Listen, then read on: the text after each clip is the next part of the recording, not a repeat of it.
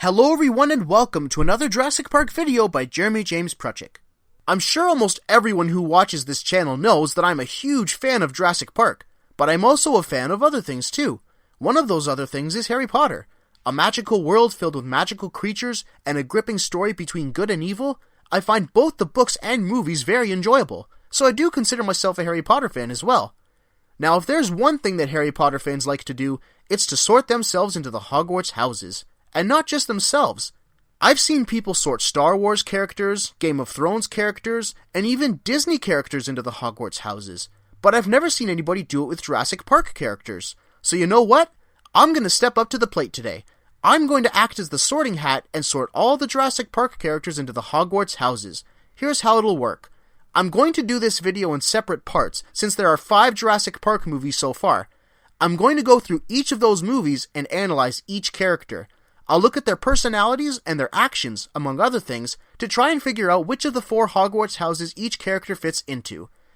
Now some characters may appear in more than one movie, so in those instances, I'll just summarize those particular characters based on all their appearances once I get to them. That way I don't repeat myself with certain characters. Now just before I get started, I have an important point to mention.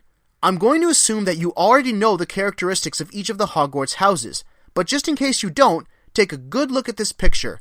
This will give you a basic understanding of each of the Hogwarts houses, but don't just go by this picture alone, because there's a lot more to these houses than what these quotes illustrate. So if you want more information, I suggest you go to either the Pottermore website or the Harry Potter wiki, and then come back here, and let me know what you think. Feel free to agree or disagree. Let me know in the comments where you think the characters would fit. So on that note, let's get started. Naturally, the best place to start is at the very beginning, so the first movie we're going to look at is none other than Jurassic Park. First we come to the hero of the series, Alan Grant. I pretty much just gave his house away in that first sentence alone. Key word, hero. Grant was brave and heroic, and it shows throughout both Jurassic Park and Jurassic Park 3. He risked his life to save Lex and Tim, and kept his cool when he was surrounded by raptors. Now some could argue that his intelligence and knowledge about paleontology and dinosaurs would make him a suitable candidate for Ravenclaw, and yes, I can agree with that, but to me, his heroic qualities just stand out more in general, so this is a no-brainer. Gryffindor for Grant.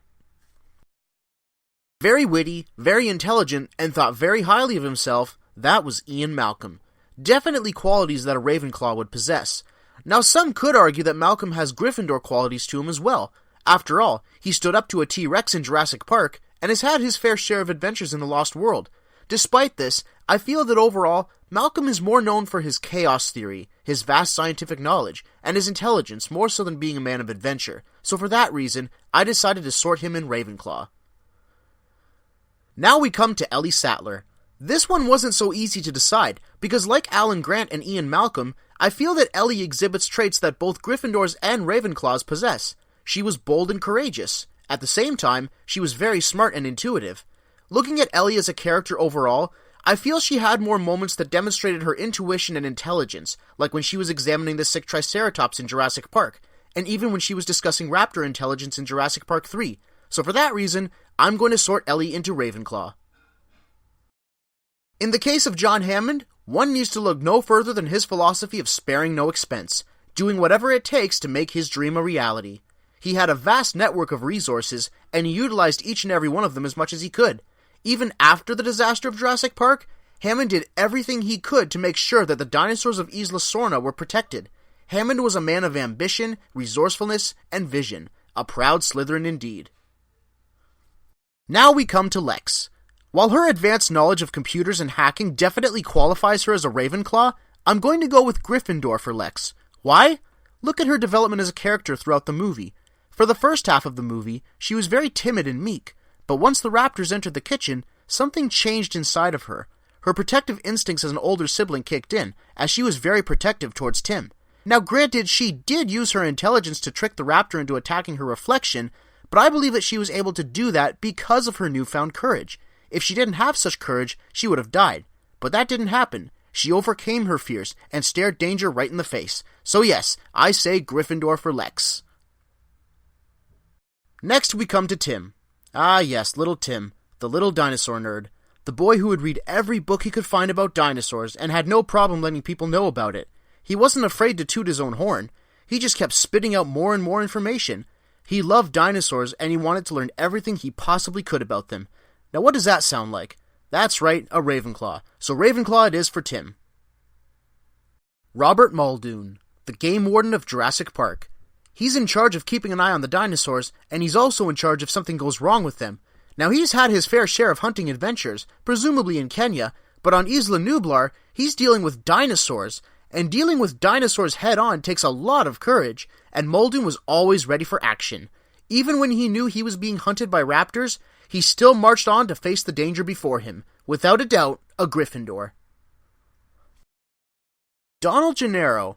Yes, this was another hard one, because to me, there wasn't much to him as a character when you compare him to everyone else. So rather than figuring out what he is right off the bat, it might be easier if we figure out what he's not, and narrow it down from there. He's certainly not a Gryffindor, that's for sure, because he abandoned the kids to save his own life. And he didn't seem very knowledgeable about what he was getting into either. For example, Malcolm showed great concerns about the park during their meal, but Gennaro was just sitting there thinking about making money and all the possibilities. So we can cross out Ravenclaw too. So that leaves Hufflepuff and Slytherin. If we look at his Slytherin qualities, he saw the potential in Jurassic Park and was already talking about merchandise and such. From that point on, he became very ambitious. On the other hand, he went to Jurassic Park to do his job of inspecting the park, and he was very dedicated in doing so. I feel that his loyalty and dedication to his job outweighed his ambition, so I'll put him in Hufflepuff. Dr. Wu. Now this is an interesting one. He was highly knowledgeable in the field of genetics, becoming one of the greatest scientists of his time. I mean, he created dinosaurs, so Ravenclaw, right? Not so fast. As knowledgeable as he was also very motivated and driven, no matter what the circumstances were. For example, he was completely oblivious or disinterested to the fact that he got mixed up with some shady people, as he did in both Jurassic World and Jurassic World Fallen Kingdom with Hoskins and Mills respectively. Dr. Wu wanted to make his name known. He wanted to leave a legacy. As long as he got to create, he didn't seem to care who he ended up associating with. His ambition and desire to innovate and create life undoubtedly makes him a perfect fit for none other than Slytherin. Ray Arnold, the man in charge of all the computer systems in Jurassic Park. A job like that requires a great attention to detail, and most especially a great deal of knowledge about computers. Ray was the right person for the job. Theoretically, he knew just how every system worked. He was able to keep track of all the glitches in the system, and he always had a potential solution for every problem that he was presented with, even though Nedry managed to plan 10 steps ahead. Ray's vast technical knowledge, along with his quick thinking, make him a perfect Ravenclaw. Dr. Harding. His job was to oversee the dinosaur's health. During the sick Triceratops scene, he mentions to Ellie that the Triceratops had been sick before, but he didn't decide to let it die. He did what he could to make sure it pulled through. He always stuck by its side in times of sickness and in health. Such loyalty makes him a perfect fit for Hufflepuff. Dennis Nedry, Slytherin. Do I really need to elaborate? Okay, fine, I will. And no, it's not because he was a villain. Nedry felt that Hammond wasn't paying him what he thought he deserved. When Dodgson offered Nedry lots of money, he accepted, not caring about the consequences. Nedry was willing to use any means necessary to achieve his ends, even if it meant resorting to corporate espionage, as he clearly demonstrated. So yes, Slytherin. Dodgson. This one's really not that hard either, because he's just like Nedry. The only difference is that Dodgson was giving the orders to Nedry to do his dirty work for him. Like Nedry, Dodgson was willing to resort to corporate espionage to achieve his goals. Slytherin. So there you have it. That wraps up sorting the characters in Jurassic Park. Stay tuned for part 2, where I sort the characters featured in The Lost World Jurassic Park. See you next time.